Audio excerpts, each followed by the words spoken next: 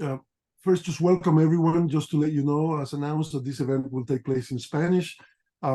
If you have questions that you would like to ask in English, you are welcome to do so after the presentation. Bienvenidos todos, buenas tardes a esta sesión del Seminario de Estudios Mexicanos del Centro Katz de la Universidad de Chicago. Mi nombre es Emilio Curí, soy su director y me da mucho gusto que el día de hoy nos acompaña la economista Valeria Moy. Ella es directora general del Instituto Mexicano para la Competitividad. Es economista por formación, con posgrado del London School of Economics. Fue también profesora investigadora en el propio ITAM y es una altamente reconocida analista económica en México y también internacionalmente. Nos acompaña el día de hoy para darle continuidad a esta serie. Como ustedes ya saben, entonces le daremos la palabra y al concluir sus comentarios tendremos una sesión de preguntas. Sin más, pues, me da mucho gusto darle la bienvenida a la Universidad de Chicago a Valeria Moy. Gracias. Gracias, muchas gracias, Emilio. Muchas gracias al Centro Katz por tenerme. Y bueno, yo les voy a compartir pantalla para hablar de, pues, datos económicos. Denme un segundito. Datos económicos que a mí me parecen siempre relevantes. Denme un segundo. Me parece que ahí estamos ya, ¿no? Sí. Sí se ve, ¿no? Ok. Bueno, déjenme empezar por el principio. Siempre empiezo con esta lámina, que hay una parte de mí que ya no quisiera darla, ¿no? Que es como ya, next, ya pasó la pandemia, ya hablemos de otra cosa. Pero me parece importante, y me parece importante por el contexto de la economía mexicana y el tamaño de la economía mexicana. México, como todos ustedes saben, es una economía emergente, una economía que todavía tiene un bono demográfico. El promedio de edad del mexicano es 29 años. Es una economía que tiene un enorme potencial de desarrollo, sobre todo en el sur del país. El potencial, el desarrollo está en el norte, pero el potencial está también en el sur. Y en ese sentido es normal y es completa y absolutamente esperable que la economía mexicana crezca. Y no nos debería de sorprender que la economía mexicana crezca a más de 2 o de 2%, de 2,5% año tras año, de forma sostenida. Desafortunadamente, eso había sido la constante, crecer a un 2,5%, y eso se criticó muchísimo. Yo soy de esas que criticó enormemente esa tasa de crecimiento promedio a lo largo de los años, porque creo que la economía mexicana tiene la capacidad de dar más. Y no es un asunto de fe, es un asunto del potencial de crecimiento económico. ¿Cuál es el potencial real que tiene la actividad económica? Y hasta antes de la pandemia, o quizás antes del 2018, y ahorita hacemos las precisiones necesarias, ese potencial de crecimiento estaba alrededor del 3%. Por lo tanto, crecer al 2,5%, pues era dejar de lado ese pedacito del potencial que no se estaba alcanzando, e incluso hablar de un potencial de 3%, siendo la economía mexicana una economía emergente, es un potencial relativamente bajo. En ese sentido, no debería de sorprendernos crecimientos por arriba del 3 de forma sostenida. No debería de ser una sorpresa que la economía mexicana crezca al 3%. Sin embargo, hoy es motivo casi que de aplauso. La economía mexicana no suele decrecer. Tengo aquí los últimos años, lo corto en 2019, nada más para marcar algunas fechas importantes. 2001 la economía mexicana decreció, y decreció básicamente porque la economía estadounidense entró en recesión al último pedazo del año. El último trimestre de 2001, la economía estadounidense empezó a contraerse, y eso evidentemente, al ser nuestro principal socio comercial, pues nos impactó, y eso repercutió en una tasa de crecimiento negativa para México en ese momento. Luego 2009, crisis financiera internacional, todos la recordamos, y entonces ahí podemos voltear a ver a Estados Unidos y decir: Estados Unidos, ¿en qué lío nos metiste? Pero bueno, pues al final del día fue una crisis o una situación económica que se podía adjudicar a decisiones en otra esfera del planeta no relacionada con México, y de la cual rebotamos relativamente rápido. Luego llega 2019. En 2019 no hay ni crisis, ni recesión, ni contracción de nada. La economía mundial está creciendo, quizás no a ritmos gigantescos. La economía estadounidense también está creciendo, y la economía mexicana se contrae a una tasa de 0,3%. Sí, no es mucho, pero pues recuerden que el crecimiento al final del día es una tasa compuesta. Entonces cualquier decimal acaba jugando un rol importante. Este decrecimiento, yo creo que a diferencia de los últimos 2 decrecimientos que tuvimos desde el año 2000, se debe única y exclusivamente a factores internos, decisiones tomadas en casa que repercutieron en una contracción absoluta de la inversión. Ahorita veremos más datos sobre la inversión, y eso pues repercute en que se frena la actividad económica durante todo 2019 y nos cambia la jugada por primera vez en mucho tiempo en materia de crecimiento económico y en materia de reacción frente a la pandemia. Entonces, así estábamos antes de la pandemia. Estas son las cifras que teníamos en materia de crecimiento económico. Como ustedes ven, la inflación ya estaba más o menos contenida, más o menos un 3.6 es bastante aceptable para la economía mexicana. Este brinco de 6% en el 2017 fue por un cambio en la forma de fijar el precio de la gasolina que se dio en ese momento. En ese momento se le llamaban los gasolinazos, y eso ocasionó este brinco en la inflación que rápidamente se corrigió y bueno, estábamos en materia de inflación alrededor del 3.6. La creación de empleo, yo creo que este es uno de los grandes problemas de la economía mexicana, grandes problemas de la economía mexicana. Había estado por ahí de los 750, 700,000 empleos formales al año. Digo que es uno de los principales problemas de la economía mexicana porque en México tenemos pues un mercado laboral dual. Tenemos un mercado formal, que es más o menos este que les presento, y les digo más o menos porque este no incluye, por ejemplo, los trabajadores del Estado, no incluye los trabajadores que están trabajando en el gobierno, porque esa base de datos no existe, entonces no tenemos los números completos de los trabajadores en el gobierno. Estos son los trabajadores que están afiliados a algún sistema de seguridad social, excluyendo el ISSSTE, que es el sistema de seguridad social de los trabajadores del Estado en el país. Y tenemos otro mercado laboral que es el informal. Más o menos, para que tengan un poquito la foto más completa, el mercado informal, los trabajadores informales son alrededor del 55%, con los últimos datos. 55% de la población ocupada lo hace de forma informal. ¿Y qué quiere decir informal? Que no están afiliados a un sistema de seguridad social. Ese es el resumen de toda la definición, que es bastante compleja, de informalidad, pero básicamente es eso: no están afiliados a un sistema de seguridad social. Y esto que les muestro aquí son los trabajadores que están afiliados básicamente al sistema de seguridad social más grande de México, que es el IMSS. No es la totalidad del empleo, porque nos falta la parte de empleo del Estado. Ahora, ¿qué tanto es tantito? ¿Cómo se ve este dato? ¿Este dato es positivo, es negativo? ¿De qué nos está hablando? A ver, año con año se incorporan a la población económicamente activa, y nos gustaría pensar que conseguirían un trabajo 1,200,000 personas, más o menos.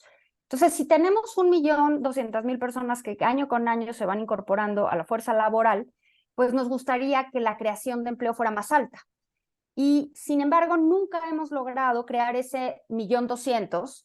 Y pues por supuesto que las diferencias, imagínense, pongámonos en el 2017, por ejemplo, que ahí se crearon, entre comillas, 800,000 empleos formales, pues podríamos pensar, ¿qué pasa con los otros 400,000? Bueno, pues básicamente podemos hacer una simplificación y pensar que esos 400,000 se incorporan a la informalidad, al mercado informal, a ese mercado laboral que no está afiliado a ningún sistema de seguridad social. Eso, pues váyanlo construyendo año con año. Y entonces eso nos da hoy por hoy que tenemos alrededor de 22 millones de personas trabajando de forma formal y más de 30 millones de personas trabajando en la informalidad. Entonces tenemos un mercado laboral muy dispar, completamente dividido, con prestaciones completamente separadas, porque el informal pues es el mercado laboral que nos podrían enseñar en la universidad, con las curvas de oferta y demanda laboral sin ningún tipo de restricción, y en ese sentido pues no hay ninguna prestación, no hay ninguna legislación que aplique. Y el mercado formal pues sí tiene la legislación formal que obviamente pues la está regulando. Y en ese sentido, pues a nosotros nos gustaría tener un mercado mucho más formal, pero que fuera para todos formal, que fuera un mercado laboral parejo y no tener mexicanos, como diría Santiago Levy, de primera en el sector formal y mexicanos de segunda en el sector informal. Y ese es un problema bien complejo en la economía mexicana, del cual platicaremos al ratito. Esta es la caída de la pandemia, menos 8.8 de contracción económica durante el 2020. Ya veníamos de esta pequeña caída en el 2019 y la caída en el 2020 es la segunda caída más importante en la historia económica de México desde 1900. La primera fue en 1932 con una contracción de 14% y la segunda fue esta, de 2020. No solo tuvimos la caída en la actividad económica, sino que también vimos posteriormente un incremento importante en precios. No se dio en el mismo año, el incremento en precios se dio de forma posterior por los choques de la oferta, pero eso ahorita hablaremos un poquito más de inflación, pero eso ha hecho que la recuperación sea un poco más complicada y que se perciba como una crisis muy grande. Ahora, ¿qué pasa? Y esto no es exclusivo de México. Cuando tenemos estos choques de crecimiento tan fuertes, porque este 8.8 es verdaderamente importante a lo largo de la historia económica del país, lo que observamos aquí y prácticamente en todos lados es que con contracciones de esta magnitud, las estructuras sociales y económicas cambian. Es decir, cambia la forma en la que trabajamos, cambia la forma en la que aprendemos, la forma en la que estudiamos, la forma en la que consumimos, la forma en la que entendemos las cosas. Y hoy, por ejemplo, los bancos centrales se están enfrentando una situación bien complicada porque la forma de consumir cambió. Y lo que consumimos, ya no los mexicanos, lo que consumimos en el mundo también ha cambiado. Sí hay este cambio en la forma de ver el mundo propio de las generaciones y de los choques económicos que vive cada generación, que ha cambiado la forma en la que se consume y por ende ha cambiado los precios relativos. Y en consecuencia, la política monetaria está teniendo más complejidad para poder regresar la inflación a la tasa a la que le gusta. Entonces, este choque de la economía mexicana, en este caso, no es menor, no únicamente por las cifras, no únicamente por el número que puede repercutir en empleos y en acceso a ciertos satisfactores, sino porque cambia la forma de ver las estructuras económicas del país. Al año siguiente, la economía mexicana rebota, desde luego no se recupera ni en términos porcentuales, y ustedes pueden ver aquí las cifras en nivel, en monto. Como ven, al cierre de 2021, que todavía podríamos considerar en pandemia, pues la economía mexicana no se había recuperado, no estaba donde había estado en 2019, pero tampoco donde había estado en 2018. Entonces ya estábamos hablando ahí de 3 años perdidos en materia de crecimiento económico. ¿Cómo se vio el empleo? La contracción del empleo formal fue esta. Se destruyeron, entre comillas, 647,000 plazas de empleo formal y al año siguiente hubo un rebote de 846,000, pero si vemos el neto de los 2 años, pues únicamente se crearon 198,000 puestos de empleo, que para una población del tamaño de la población mexicana, con la fuerza laboral, con las características de la mexicana, es francamente muy, muy, muy menor. Entonces, no podemos hablar de una dinámica laboral interesante en estos 2 años. Empieza en 2021 a darnos lata la inflación, que había estado bastante contenida durante 2020, y empieza a generarnos problemas. Pero vean dónde estaba el problema inflacionario en el 2021. El problema inflacionario estaba básicamente contenido en la inflación no subyacente. Y ahí la inflación no subyacente, pues básicamente estamos hablando del precio de los energéticos. Básicamente lo que nos empujó este incremento en el precio de los energéticos fueron las broncas en las cadenas de suministro, estos contenedores parados en el océano, cargando petróleo por todos lados, las disrupciones en las cadenas de flujo de gas, y por supuesto empieza a verse, al tener este incremento en el precio de los energéticos, empieza a verse un incremento en el precio de los demás bienes. Entonces ya 2021 empezamos con un problema. Banco de México empieza a reaccionar, empieza a subir tasas en 2021, 6 meses antes que la Reserva Federal, pero pues el nivel de bancarización de la economía mexicana no es el mismo que se tiene en otras economías y la política monetaria se tarda mucho más en lograr los efectos que son los que está buscando el Banco Central. Entonces, en ese momento, inflación 7.4, nos preocupan los energéticos, subsidios importantes del sector público a la gasolina, y empezamos a ver distorsiones en la asignación de recursos públicos. ¿Cómo va la recuperación? Bueno, pues la recuperación se concretó finalmente este 2023, me gusta más este 2023 ya se concretó la recuperación, entonces a partir del primer trimestre del cierre del año pasado y el primer trimestre de 2023 ya podemos hablar de que finalmente estamos produciendo a los mismos niveles o un poquito arriba de lo que se tenía en 2018, como que finalmente logramos recuperar la producción que se tenía antes. El dato de crecimiento del tercer trimestre se dio justo hoy y fue un dato importante, un crecimiento de la economía mexicana de 3.3% de forma anual. Y bueno, en ese sentido, finalmente ya podemos hablar de producción, entre comillas, nueva. Ya logramos concretar la recuperación. Nos tardamos, fuimos de las economías que más nos tardamos en recuperarnos, pero finalmente nos estamos recuperando. Y la parte importante de esta recuperación es que estamos profunda y absolutamente ligados a la economía de Estados Unidos. Y entonces se genera este círculo donde si la economía de Estados Unidos crece, la economía mexicana crece y en ese sentido se le permite a la economía mexicana consumir más y crecer más. Se va haciendo como un círculo autoinducido. Entonces lo que estamos viendo es ese crecimiento, esa recuperación del PIB agregado, pero no así del PIB per cápita. Todavía no nos recuperamos en materia per cápita. Mi impresión es que no nos vamos a recuperar hasta finales quizás del 25. Todavía nos falta recuperar ese ritmo de crecimiento sostenido, porque les digo, no es crecer un año 3,5%, sino crecer de forma sostenida a ese ritmo. Entonces, todavía no estamos en los términos, en el PIB per cápita que se tenía en 2018, y ahí todavía vamos un poco más lento. Ojalá que se empiece a concretar esa recuperación.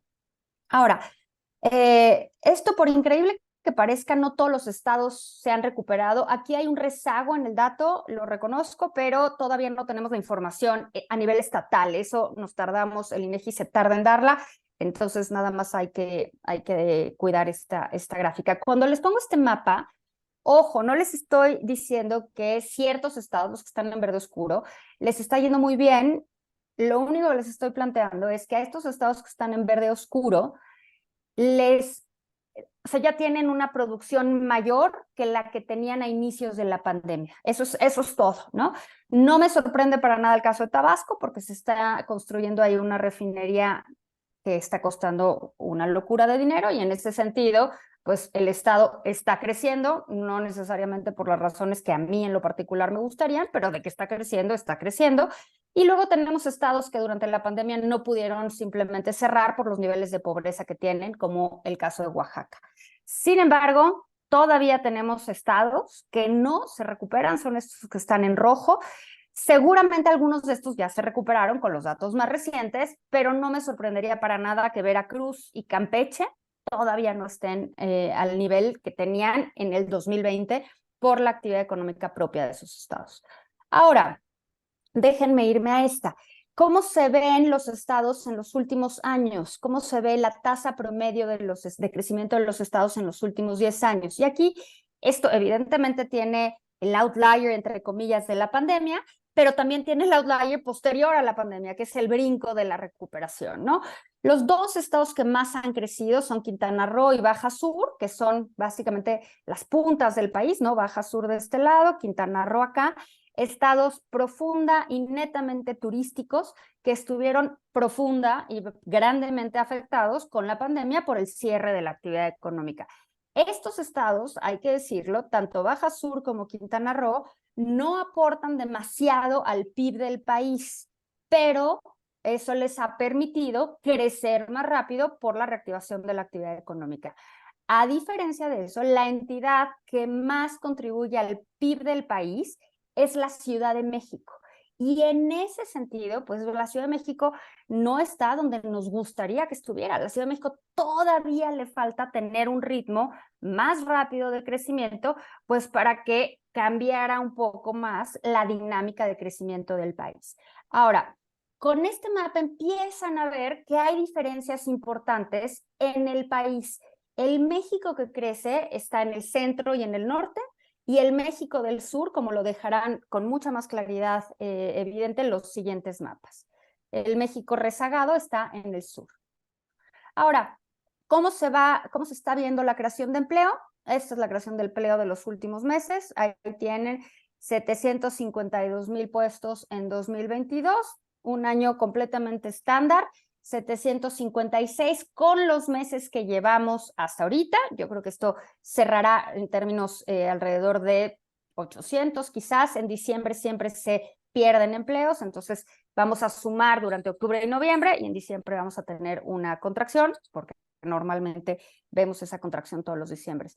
Es decir, la dinámica de empleo formal no es distinta a la que habíamos tenido nunca, básicamente. Es la misma dinámica de empleo formal y no vamos a alcanzar una mejor dinámica si le seguimos poniendo obstáculos a la creación de empleo formal. ¿Y a qué me refiero con obstáculos a la creación de empleo formal?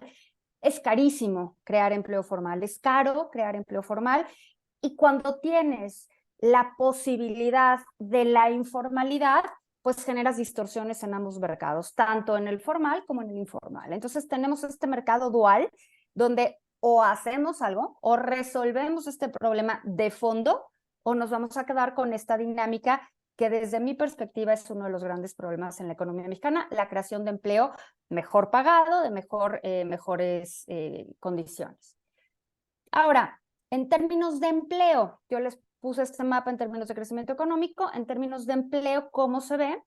Bueno, los estados que están en verde son los que más empleo formal han generado. De nuevo, Tabasco es un outlier únicamente y es únicamente por la construcción de la refinería. Y los demás, pues ahí van. A mí me parece que hay dinámicas bien interesantes en el centro y en el norte. Me parece que hay una dinámica interesantísima en Nuevo León, en Querétaro, en Coahuila, en Chihuahua, en Jalisco. Esos estados están viendo un dinamismo que no habían visto en muchos años y que me parece que está profunda y completamente relacionado con lo que sucede en Estados Unidos. Sin embargo, vean ustedes aquí el Distrito Federal, perdón, ya sé que ya se llama Ciudad de México, pues apenitas acaba de recuperar el empleo formal que tenía hace 3 años. O sea, a mí me parece que algo no está jalando bien en la Ciudad de México en términos de creación de empleo formal y los datos lo muestran con mucha claridad. Ahora, el otro lado de la moneda es la informalidad, este sector informal que, como les digo, no recibe ninguna prestación. Este sí es el mercado laboral del libro de texto donde no hay distorsiones, donde graficas una oferta, una demanda y vámonos, el equilibrio ese es el mercado laboral informal, no tiene nada. Y vean dónde está la informalidad en este país. En este país la informalidad está profundamente concentrada en el sur, son estos 3 estados, Chiapas, Guerrero, donde está Acapulco, Chiapas, Guerrero y Oaxaca, con alrededor del 76% de la población empleada, ocupada, trabajando de manera informal. Piensen ustedes, a mí esto me parece tremendo, o sea, en Guerrero o en Oaxaca, de cada 10 personas, 8 trabajan sin ningún tipo de prestación. O sea, no estamos hablando, no hay salarios mínimos, no hay vacaciones, no hay un seguro social, no hay una pensión, no hay un seguro médico, un sistema de seguridad médica de calidad. O sea, el tema social que tenemos en el sur del país me parece que es dramático, con un problema que solo se va haciendo más grande si no resolvemos de fondo esta estructura que desafortunadamente no ha cambiado en mucho tiempo. Sin embargo, tenemos pues el otro lado de la moneda, ¿no? Coahuila, Chihuahua, Nuevo León, fíjense, todos estados del norte del país, ¿no? Tienen una informalidad considerablemente más baja que está relacionada con 2 factores. La relación con las cadenas productivas de Estados Unidos y entonces una empresa que está en Nuevo León y una empresa que está en Chiapas evidentemente tienen la misma regulación, sin embargo, la empresa que está en Nuevo León muy probablemente esté ligada a una cadena productiva de Estados Unidos y eso hace que tenga un departamento de compliance o un departamento jurídico que le obliga a cumplir con la regulación laboral, a diferencia de empresas de menor tamaño que no están vinculadas con cadenas productivas y que se quedan aisladas de ese beneficio de la formalidad. Entonces tenemos este México, por ponerlo de alguna manera, roto en términos de productividad y de crecimiento laboral. Y bueno, la informalidad pues está relacionada con bajos ingresos, entonces aquí vemos la correlación entre los ingresos de los estados y los niveles de informalidad y pues para mí no es ninguna sorpresa ver este dato, ¿no? Donde vemos pues, los estados más pobres, Guerrero, Chiapas, Oaxaca, donde se concentra la pobreza en el país, pues son también los estados con mayor tasas de informalidad.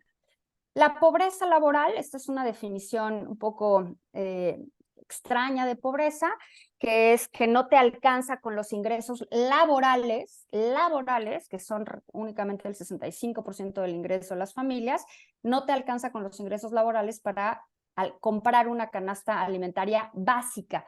Y bueno, pues de nuevo, yo tengo aquí cierto resquemor con esta medición de pobreza, luego la podemos platicar, pero bueno, pues ustedes pueden ver dónde está claramente concentrada la pobreza. De nuevo, en el sur del país. Sorprenden estos estados que no tenían estos niveles de pobreza y que ahora los tienen. La inflación ahí va, sigue siendo un tema, pero ya estamos en 4.42, fue la primera quincena de octubre, entonces claramente ya hay una tendencia a la baja, pero ya se voltearon la subyacente y la no subyacente. Ahora, con el precio de los energéticos, ya está claramente descendiente y lo que está presionando el precio, bueno, los precios o la inflación es el componente subyacente. ¿Por qué nos preocupa esto? Porque esto refleja mucho más la forma de las dinámicas claras de oferta y demanda en el consumo. Y esto te deja muy claro, cuando se da este cambio, te deja muy claro que los patrones de consumo de la población cambiaron. Y me parece que pues, todos los datos y toda la evidencia anecdótica y la visual que tenemos van en este mismo sentido. Hoy la gente consume mucho más servicios, está mucho más dispuesta a pagar altos precios por servicios que lo que estaba en otro momento, y esto pues refleja el cambio en los patrones de consumo a raíz muy probablemente de la pandemia.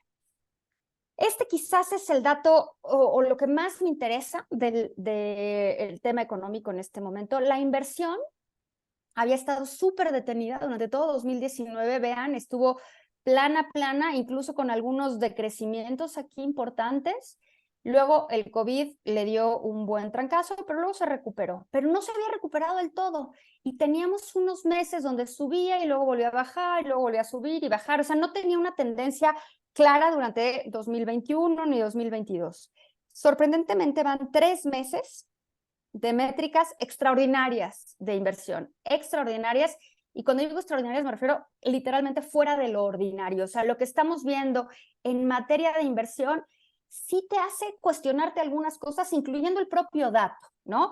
Y ese es un tema que a mí me parece relevante porque hay que entender de dónde viene esta inversión, y después de ver los datos de construcción, si rascamos dentro de este indicador de inversión y nos vamos a la construcción, lo que vemos es lo que está moviendo este dato de inversión es la construcción privada, pero en mayor medida la construcción pública. Y en ese sentido, pues te habla de que el gobierno le está metiendo velocidad a tratar de terminar sus obras emblemáticas antes de que se termine esta administración. Entonces, esto nos da este brinco, estos 2 brincos que hemos tenido en los indicadores de inversión. ¿Qué sigue? Tipo de cambio, como ustedes saben, tenemos este spread ahorita que es un spread gigante, 600 puntos base, y eso tiene al tipo de cambio pues muy apreciado, ¿no? El peso está muy caro en términos generales, que si somos una economía exportadora, porque México es una economía exportadora, pues esto nos sale muy caro, ¿no? Nos sale muy caro, el sector exportador ya está padeciendo con el tipo de cambio, y esto pues eventualmente puede generar otra dinámica inflacionaria distinta a la que tenemos en este momento. ¿Cuándo se va a ajustar o esperamos un ajuste pronto? Yo esperaría un ajuste únicamente en el momento en el que esta diferencia empiece a hacerse cada vez más chica, en el que el spread se empiece a acotar. ¿Cuándo va a ser eso? Pues suponemos todos, si entendemos un poco lo que están haciendo los bancos centrales, es quizás a principios del año que entra, pero también, como lo que importa es la diferencia y no el nivel de tasas, pues tenemos que ver quién baja primero, ¿no? Si baja Estados Unidos o baja México primero, y en la forma en la que se va a ir reduciendo este spread. Creo que no está nada dicho en materia cambiaria, sobre todo, además hay que considerar, pues la alta operatividad de la moneda mexicana. Es la segunda moneda más negociada en el mundo de las economías emergentes después de la moneda china. Entonces, operaciones que ni siquiera tienen que ver con el peso mexicano, una operación, imagínense, una compra de maquinaria en Brasil que se va a mandar a Hong Kong, se liquida quizás en Qatar, no tiene nada que ver con el peso mexicano, pero la cobertura que se hace para el pago de esa transacción muy probablemente esté en pesos mexicanos por el alto nivel de negociación de la moneda mexicana, y eso incide también en el tipo de cambio. Pero un tipo de cambio, me parece que este tipo de cambio ya está, pues de alguna manera, lo suficientemente caro para estar afectando al sector exportador. Ahora, esta me encanta porque es rarísimo que pueda yo dar una lámina así. Los cuadritos azules son cómo están las expectativas de crecimiento de ahorita, las que traen estas instituciones en este momento, y las bolitas rojas son cómo empezaron el año. Fíjense los cambios. Normalmente lo que vemos son ajustes a la baja, y en este momento hemos visto solo ajustes al alza de forma continua, que me parece que reflejan el buen momento de la economía de Estados Unidos y en consecuencia el buen momento de la economía mexicana. Entonces, terminaremos el año por ahí del 3.2, quizás 3.3%, y a mí me parece una gran noticia, sensacional noticia. Creo que está verdaderamente y profundamente relacionado con lo que sucede en Estados Unidos. ¿Cuáles son las amenazas que yo veo en este momento? Pues que la demanda en Estados Unidos baje, y en ese sentido, si Estados Unidos se ralentiza, México se va a ralentizar. Una recuperación en el gasto de inversión menor a lo que hemos visto, es decir, si estas tres brincos que les mencioné de inversión no se sostienen en el tiempo, a lo mejor eso frena la capacidad de desarrollo. Y bueno, fenómenos meteorológicos, y créanme que esta presentación la tenía hecha antes del huracán de Acapulco, que puedan impactar adversamente la economía, ¿no? Como que México no estamos pensando en eso, pensamos que el cambio climático le afecta a los demás y por alguna extraña razón a nosotros, ¿no? No estamos tomando las precauciones que debemos de tomar. Me parece que México tiene una enorme, gigante oportunidad con el mercado laboral, con todo y que hoy por hoy todas las empresas se quejan de que no encuentran personal. Nosotros hicimos un estudio en el IMCO que muestra que hay 4 millones de mujeres listas y disponibles para entrar al mercado laboral si únicamente se les da un poco más de flexibilidad en sus horarios para poder trabajar y poder atender también a sus familias. Y en ese sentido, creo que la oportunidad es real y está ahí. Y en algún momento las empresas se empezarán a dar cuenta de ello. Y por supuesto, el bonito nearshoring, que creo que más allá de ser un término que hoy por hoy está siendo muy utilizado y es casi un tema de moda, creo que es real. Creo que es completa y absolutamente real y se empieza a sentir. Todavía no lo podemos medir como nos gustaría medirlo, todavía no tenemos esa evidencia ya en datos de inversión. La inversión a la que me refiero no es la inversión extranjera directa, o sea, la inversión extranjera directa lleva un buen ritmo de crecimiento, pero lleva el ritmo de crecimiento que ha tenido siempre. Entonces no estamos viendo el cambio ya claro de nearshoring, porque todo es reinversión de utilidades. Entonces eso no es nearshoring.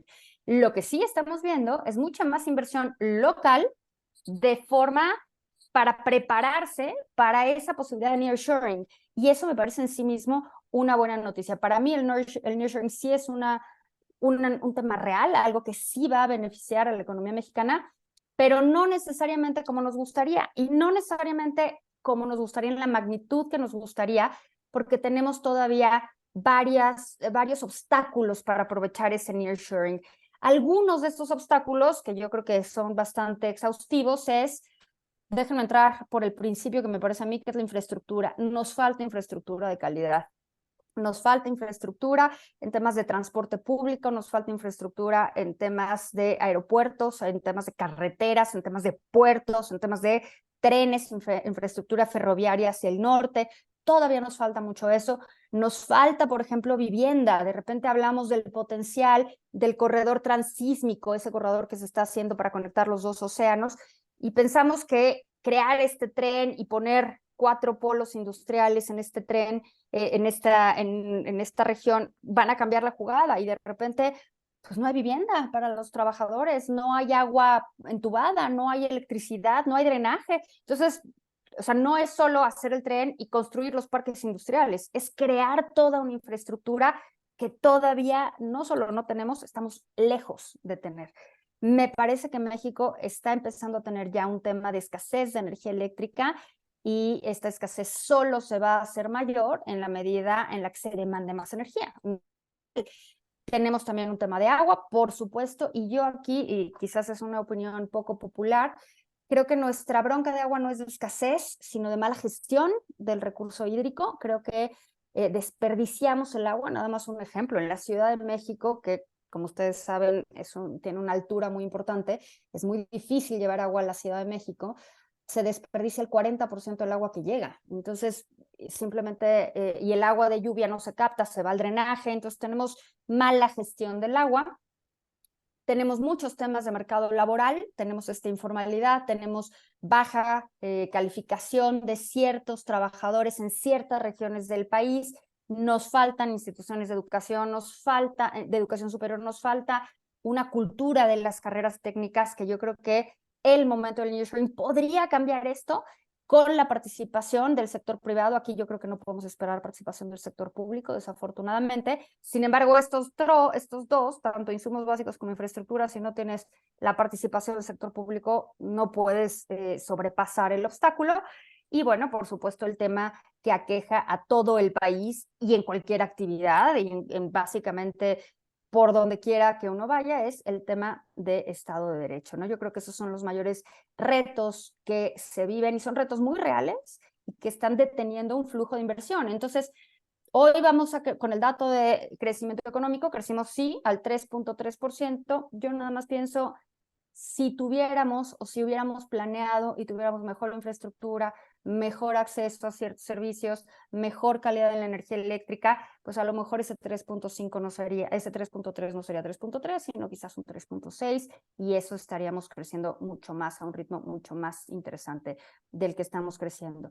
La mayor oportunidad del nearshoring, pues evidentemente viene dada por los acuerdos comerciales que tiene México, y al mismo tiempo, dentro de esos grandes acuerdos comerciales que son súper benéficos para la economía mexicana en términos de crecimiento, con sus problemas, yo no estoy diciendo que estén libres de temas que haya que analizar, pues tenemos varios temas ahí pendientes. Está el típico que hemos oído mucho de la energía, la política energética. Tenemos el panel automotriz, tenemos ahora la disputa por el maíz, tenemos un montón de controversias en materia sindical. Entonces, pues tenemos temas, unos se están resolviendo bien, otros están de alguna manera en un impasse, como el de la política energética. Y bueno, pues ahí mi perspectiva es que solo estamos perdiendo tiempo que es muy valioso para generar un crecimiento más interesante de la economía mexicana. Con esto cierro y lo dejo abierto para comentarios, dudas y demás. Excelente. Muchas gracias, Valeria, por estos sugerentes comentarios. Pasamos a la sesión de preguntas. Les pido a aquellos que quieran preguntar que levanten la mano en la aplicación de Zoom y yo les doy la palabra. En lo que se animan, hago yo la primera pregunta. Para quizás conectar directamente con alguna de las cosas que hemos venido discutiendo aquí anteriormente. El tema de la serie era o es México cambia 2018-24.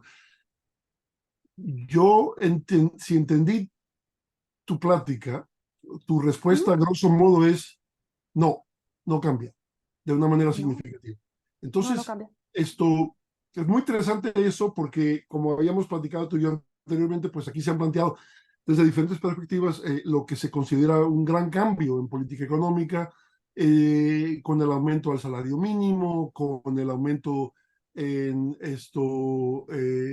las transferencias asistencialistas a un sector de la población, etcétera, etcétera, etcétera, y sobre todo con un énfasis muy marcado en los últimos números del Coneval con relación a la disminución de la pobreza, no la extrema, pero la pobreza.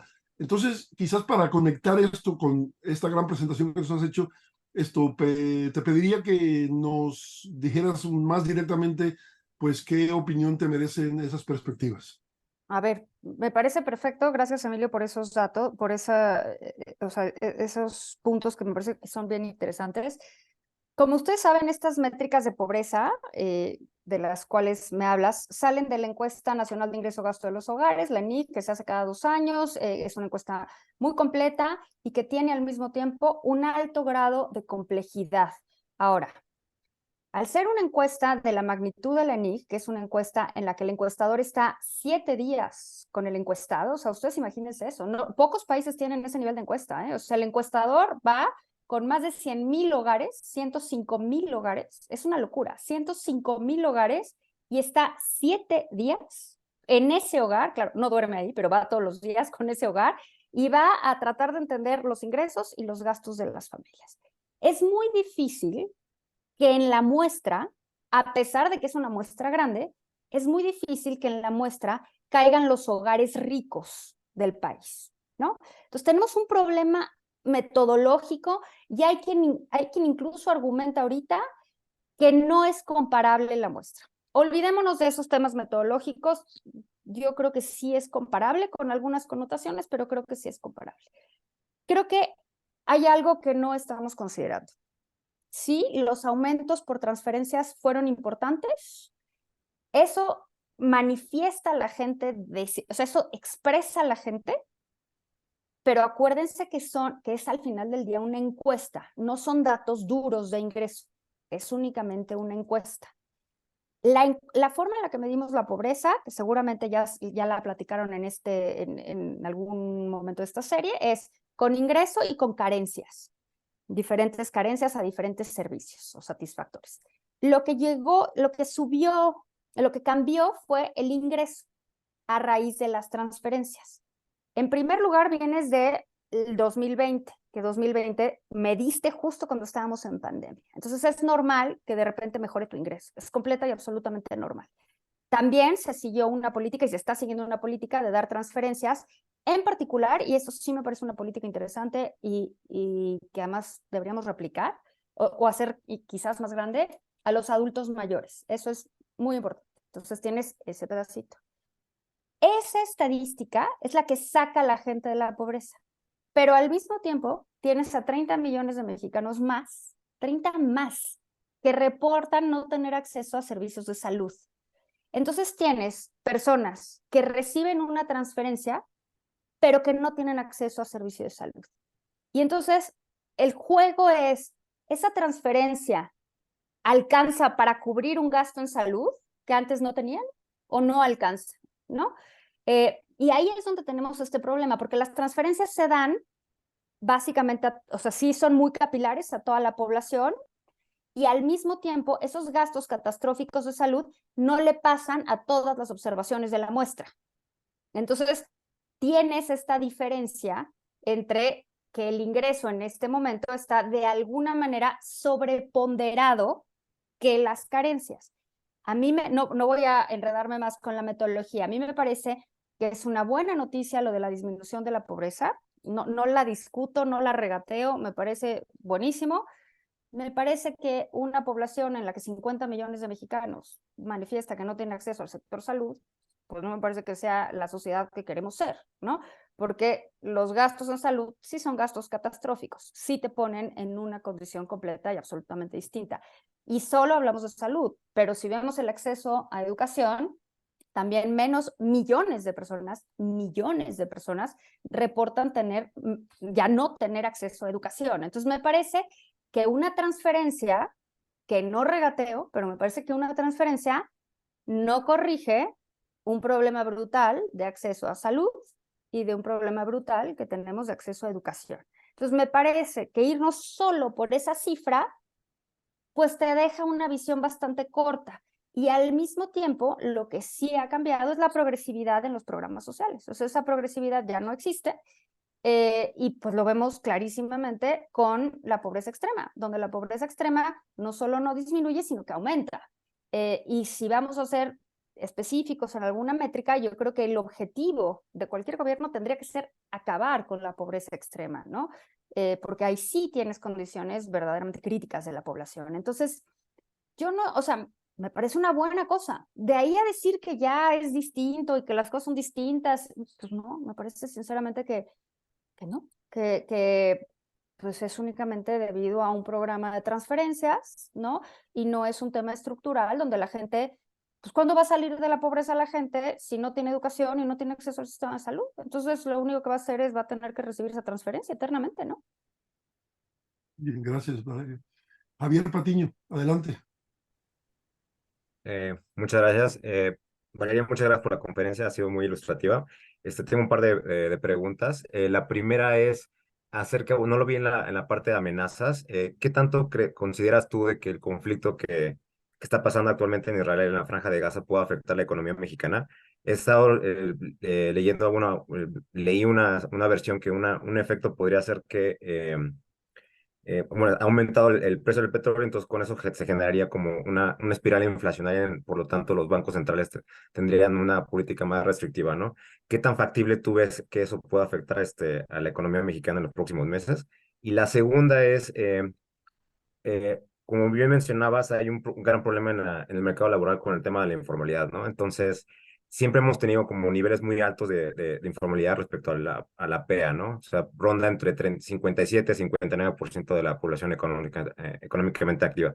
Concretamente, ¿qué podrían hacer los gobiernos en sus tres órdenes de gobierno para poder, digamos, disminuir este tema de la informalidad, ¿no? Muchas gracias. Gracias, Javier. Mira, sobre el conflicto en Gaza, yo creo que ya lo vimos con el incremento en el precio del gas. Israel, Israel y toda la franja, y Palestina, pues, o sea, vamos a unirla toda, no son grandes productores de energéticos, pero sí hay un yacimiento de gas importante. Y eso ha repercutido en que aumente el precio del gas en alrededor del 40%, ¿no? Eso, ¿qué tanto puede seguir? No sabemos, ¿no? No son los mayores suministradores de gas. En México el gas nos lo mandan de Texas. O sea, entonces todavía no tenemos esa bronca. No digo que no pueda existir. Creo que puede existir en la medida en la que otros países se metan al conflicto, y eso sí creo que es algo que no queremos ver, no únicamente por el tema energético, ¿no? Pero yo no quisiera ver que Irán se mete a la guerra y entonces ya cambia completamente la jugada y entonces ya estamos hablando de otras cosas donde el incremento en el precio del petróleo casi que es coyuntural, ¿no? Entonces, sí creo que se está presionando un poco el tema de los energéticos, sí, lo estamos viendo con el incremento en el precio del petróleo, que acabará repercutiendo en el incremento en el precio de la gasolina, y eso en México pues nos cuesta, ¿no? Porque de repente pensamos que como somos país petrolero, que no somos, pues nos conviene que suba el precio del petróleo, que no nos conviene, ¿no? Entonces, sí, eso puede generar algún tema. Sin embargo, yo veo tantos temas en México que ese, ahorita, el del petróleo, en este momento, no digo que no pueda pasar, pero creo que no es necesariamente, pero o sea, si el conflicto se queda acotado a Israel, no creo que haya bronca. Si se mete más gente, sí, y ahí eso me preocupa. Y lo de la informalidad, sinceramente, quizás voy a ser un poco disruptiva con esto. Yo creo que ya no hay remedio, Javier, con el tema de la formalidad y la informalidad. Creo que lo que tenemos que hacer como política pública, y a mí me encantaría que alguien lo planteara, es movernos a un sistema de seguridad social universal. Punto. O sea, creo que es la única manera. O sea, hemos hecho tal menjurje, porque de repente hablamos del mercado laboral mexicano como si nos lo hubieran impuesto los aliens, ¿no? Y como si hubiéramos nacido y ya estaba este mercado laboral, ¿no? No, este mercado laboral así dual, roto, con prestaciones, sin prestaciones, lo hicimos nosotros, ¿no? Lo hicimos nosotros y lo seguimos haciendo nosotros. Y lo único que hacemos es hacer cada vez más cara la formalidad e incentivamos la informalidad, le damos subsidios. Entonces, ya tenemos tal disrupción en la conformación del mercado laboral que yo creo que hoy ya no se puede arreglar con parches, porque eso es lo que hemos estado haciendo todos los años y no cambia nada. Entonces yo creo que lo único que nos permitiría irnos a un mercado laboral más sensato, con mexicanos de la misma categoría y no mexicanos de primera y mexicanos de segunda, y no es irnos a un sistema de seguridad social universal, porque además hoy presentamos el mercado como si estuviera dividido claramente en dos, ¿no? Yo así se los presenté porque es lo fácil, ¿no? El formal y el informal. Y la realidad no es así. La realidad es que yo puedo pasar de la formalidad a la informal en ciertos años de mi vida y luego regresar a la formalidad, pero puedo ser formal y tener un empleo informal. O sea, bueno, tienes muchas combinaciones y en ese sentido no las vas a corregir. Yo creo que el único remedio es olvidémonos de esto y hagamos un sistema de seguridad social universal. Y claro, pues esa bronca nadie se la quiere aventar. Gracias. Volviendo a la pregunta que te hice anteriormente, pero ahora quizás en su segunda parte, ¿podrías decir algo también sobre el impacto o la importancia o no del aumento al salario mínimo para el sector a que le afecta? A ver, a mí me encanta la idea de subir el salario mínimo, ¿no? Me parece que ha sido una buena decisión, me parece que es una buena política, me parece que era justo y necesario, me parece que las administraciones pasadas sentaron un poco las bases para poder hacer esta desvinculación del salario mínimo de los precios, porque antes el salario mínimo era lo que marcaba otros precios, y entonces tenías este componente de espiral, que eso se rompió, ¿no? Y eso me parece muy bien, qué bueno que se subió. Creo que sí es una medida que se acaba gastando, ¿no? Que se acaba desgastando si no va pegada a aumentos en productividad. Entonces, yo creo que sí, o sea, fue bueno que se hiciera. ¿Y a quién afecta o a quién beneficia esta política de incremento en el salario mínimo? Y regreso a lo mismo, a los trabajadores formales cuyo salario estaba en función de salarios mínimos. Y de repente pensamos que todo el trabajo formal está vinculado a un salario mínimo. Y no, la verdad es que no es así, ¿no? No es así. Entonces, sí, el incremento en el salario mínimo benefició a un sector de la población al que tenía que beneficiar, que me parece correcto y algo que es loable y se tenía que buscar. No me parece ni de cerca que sea una solución para nada, ni siquiera para la pobreza, porque las personas que están en situación de pobreza no tienen un empleo formal, no están en un sector formal, entonces a ellos no les beneficia el salario mínimo, ¿no? Entonces creo que a veces eso, de repente pensamos que es más de lo que realmente es. No digo que esté mal, qué bueno que se hizo, me parece que es un logro, me parece positivo. Pensar que con eso se van a arreglar otras cosas del mercado laboral, se van a arreglar temas de integración social, eso no va a pasar.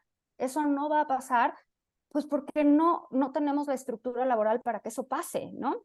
Entonces, qué bueno que sucedió. ¿Corrige todo lo demás? No, no corrige todo lo demás.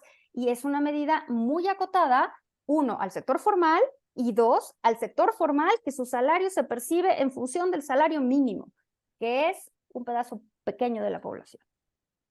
Gracias. Juan Wilson. Hola, profesora, muchas gracias por la exposición.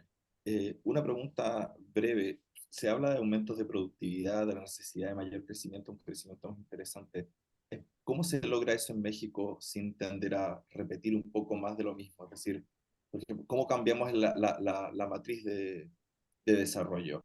Es decir, para ponerlo en términos más concretos, por ejemplo, temas ambientales. ¿Cómo usted muestra bien el estado de Tabasco y se habla de cómo efectivamente es un outlier a raíz de la refinería? ¿Cómo compatibilizamos las dos cosas? Esta necesidad de crecimiento con, a la vez, por ejemplo, cuidado al medio ambiente, otra forma de desarrollo, o simplemente hay que sacrificar uno o el otro. Dijo Juan, me parece que esa es una gran pregunta. Yo creo que en el caso de México no tendríamos que sacrificar nada, porque el potencial que tiene México en energías renovables y en energías limpias, que no necesariamente es lo mismo, es gigantesco, es verdaderamente gigantesco. Y creo que en ese sentido podríamos lograr hacer compatibles crecimiento sustentable con energía sustentable y crecimiento que además fuera un crecimiento responsable con las comunidades afectadas, porque siempre vas a afectar a alguna comunidad. Incluso hay muchos proyectos que se detuvieron por la política energética de esta administración, pero que se estaban haciendo y tenían problemas en la implementación porque las comunidades en donde se iba a poner la granja eólica, donde se iba a poner estas plantas, pues decían, ¿y a mí qué me dan? ¿No? O sea, yo que vivo aquí me van a quitar y yo, ¿dónde voy a ver yo el beneficio? Creo que el potencial que tiene México ahí es tan grande que no tendríamos ese costo de emigrar, a diferencia de otras economías que sí tendrían un costo, ¿no? Lo que nos está costando la refinería es delirante. O sea, se había presupuestado en $8,000 millones, va en 16,000 millones y esas solo son cifras oficiales. Entonces, y es una refinería que no sabemos si va a refinar nunca, porque está construida sobre un manglar. Entonces, se inunda cada vez que llueve. Entonces, sí estamos haciendo las cosas mal en ese sentido. Esta refinería, y les mostraba Tabasco, porque claro que está creciendo Tabasco, pero hubiera crecido, hubieras construido lo que hubieras construido. O sea, si a ese estado le metes lo que sea, y en realidad es lo que sea. Tú imagínate, el estado en pesos produce alrededor de 467,000 millones de pesos. Ese es el valor del estado. Con la refinería ya le metimos 263,000 millones de pesos. Entonces, le estás metiendo al estado la mitad de lo que vale el estado en una obra de gasto público que ojalá en algún momento se vuelva inversión. Yo creo que no, yo creo que se va a quedar como gasto. Le doy todavía el beneficio de la duda. Entonces, yo creo que en México ese dilema todavía no es falso, o sea, es todavía un falso dilema. O sea, sí se puede alcanzar crecimiento siendo responsable con comunidades, con medio ambiente y demás, por el potencial que tiene México. Bien, gracias. Se nos termina el tiempo, Valeria. Nos ha acompañado, pero es una persona muy ocupada y en un par de minutos exactamente entra a un programa de radio. Todos somos muy ocupados, Emilio. Los invito a que vuelvan la semana que viene. Nuestra invitada será Blanca Heredia. Y ahora, para terminar, simplemente de parte de todos expresar nuestro profundo agradecimiento a Valeria Moll por esta estimulante y excelente presentación. Buenas tardes a todos y hasta la semana próxima. Gracias.